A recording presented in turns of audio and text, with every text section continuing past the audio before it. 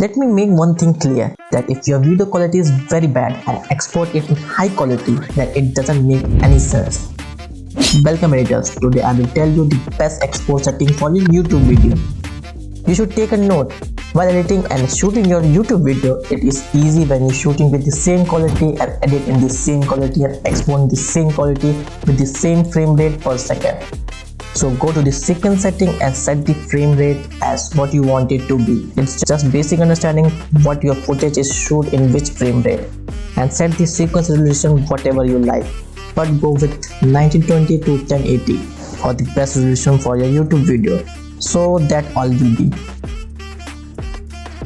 Then go to your timeline and set the in and out point in your clip. So that clip should go to the export setting. Just go to the start and press I on the keyboard for in point, and go at the end, press O on the keyboard for out point, and obviously render it because export become much faster if you render it first.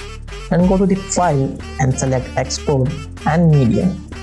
Then always see your source range first. It should be in and out selected. Then we can change the format of your video by H.264, which is for MP4 format, and QuickTime also, which is for .mov format. Then there's a bunch of format you can use, but for YouTube go with H.264. And you can use the preset for your video. As you can see, there's a bunch of preset for YouTube. You can use any of it and export it, and it will be good. But if you're interested in how and why, then stick with me. You can change your file name whatever you like. And here is a bunch of options, but you don't need to worry about effect, multiplexer, caption, and publish.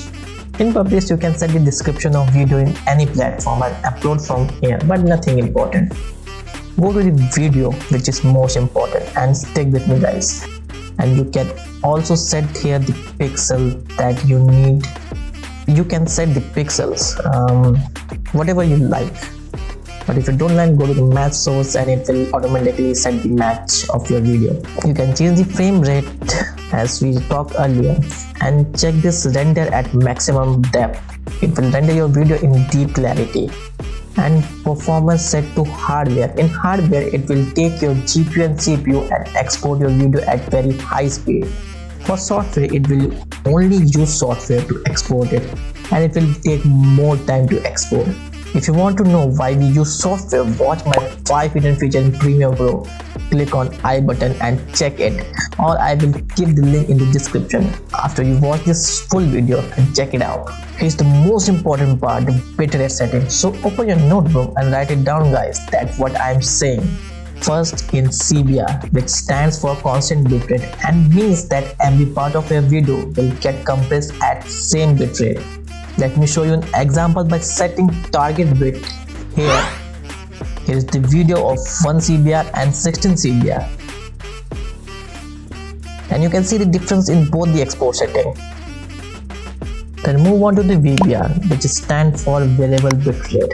We have two pass, one pass and two pass. Generally VBR one pass do, it render your video every bit and pass the photo which is in your video. Means photo is still, so it will pass that. And render the transition, graphic, every bit one by one. And VBR 2 pass will render your video 2 times one by one every bit. Here is the target bitrate and maximum bitrate. You can see Mbps. Same B which stand for bit. If it has capital B, it means byte. Means in 1 byte, which is equal to 8 byte. I think I get more deep into technical. Leave it here.